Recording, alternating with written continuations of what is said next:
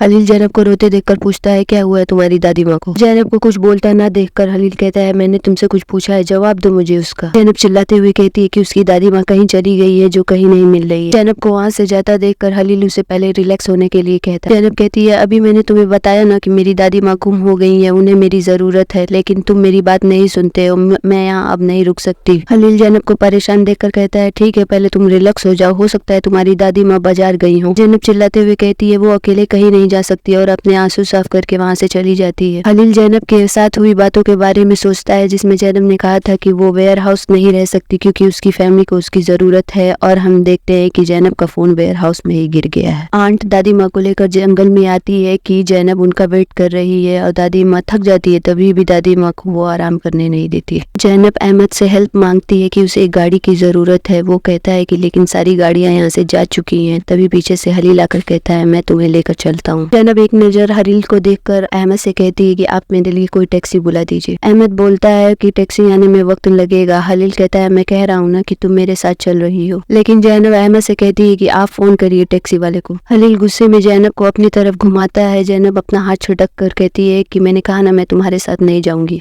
और वहाँ से चली जाती है। गुस्से में अपने हाथ की मुठ्ठियां बना लेता है। जैनब टैक्सी का वेट करते हुए अपना फोन ढूंढती है। तभी वहाँ हलील आकर हॉर्न बजाता है, लेकिन जैनब अनसुना कर देती है। हलील सोचता है कि ये कितनी जिद्दी है और हॉर्न बजाने लगता है। जैनब गुस्से में कहती है, मैं तुम्हें कितनी बार बताऊं कि मैं तुम्हारे साथ नहीं जाऊंगी। हलील जैनब को उसका फोन दिखाता है जो वो भूल आई है, और कहता है कि अगर तुम्हें अपनी दादी माँ को जल्द से जल्द ढूंढना है तो चुपचाप गाड़ी में आकर बैठ जाओ। जैनब गुस्से में आकर गाड़ी में बैठ जाती है और अपना फोन ले लेती है। जैनब बहुत परेशान होती है, जिससे वो अपना हाथ रगड़ने लगती है। हलील उसे देखता है और कहता है कि इस तरह तुम अपने आप को चोट पहुंचा रही हो, क्योंकि तुम बहुत टेंशन में हो और ये किसी के लिए भी अच्छा नहीं है। जैनब कहती है, ज्यादा एडवाइस करने की जरूरत नहीं है। हलील कहता है, सोचो तुम्हारी दादी माँ कहाँ जा सकती है। और जैनब सोचने लगती है कि पिछली बार दादी माँ उसे कब्रिस्तान पे मिली थी। जैनब हलील को बताती है कि दादी माँ हो सकता है कि उसके फादर के ग्रेव पर गई हो। आंट दादी माँ को जल्दी जल्दी चलाती है कि वो दोनों जैनब को सरप्राइज देंगी। जैनब सलमा को कब्रिस्तान जाकर चेक करने के लिए बोलती है। हलील एरन को बताता है कि जैनब की दादी माँ गायब हो चुकी है और सलमा